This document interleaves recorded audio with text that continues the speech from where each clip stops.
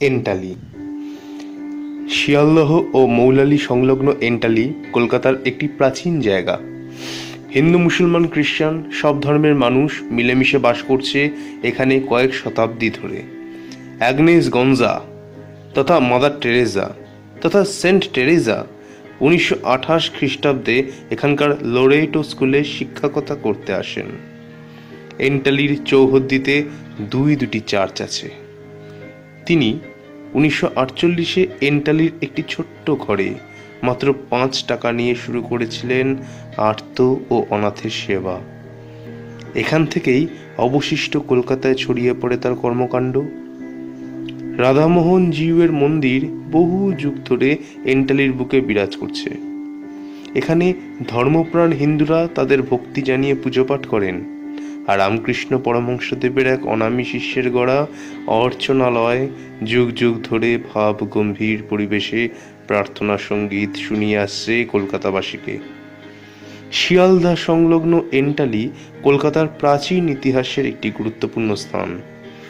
1717 খ্রিস্টাব্দে British east India company কলকাতার যে 38টি গ্রামের নাম উল্লেখ করেছিলেন, এন্টালি ছিল তাদের অন্যতম। পরে তা 55 গ্রাম বলে উল্লিখিত হয়। এন্টালি, পটলডাঙ্গা, নিমকপোস্তা, কামারডাঙ্গা, গোবরা আর ট্যাংরা মিলে সেকালে তৈরি হয়েছিল ডিহি এন্টালি।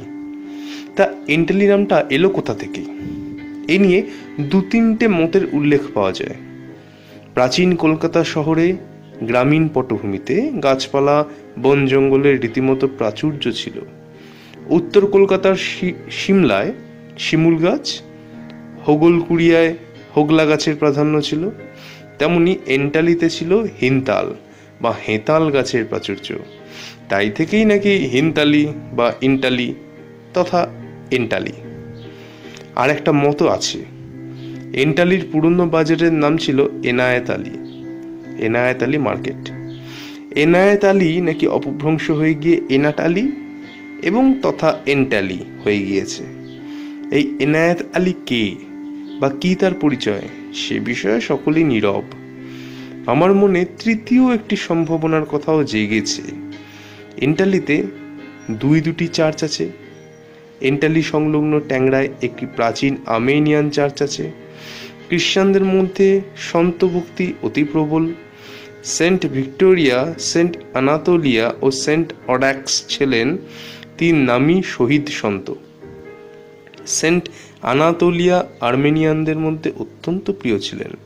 এই আনাতোলিয়া নামটি থেকে অ্যান্টালি তথা এন্টালি আসতেই পারে। রাশিয়ান পুরুষদের নাম আনাটোলি, ফরাসি পুরুষদের নাম অ্যানাটোলে হয়।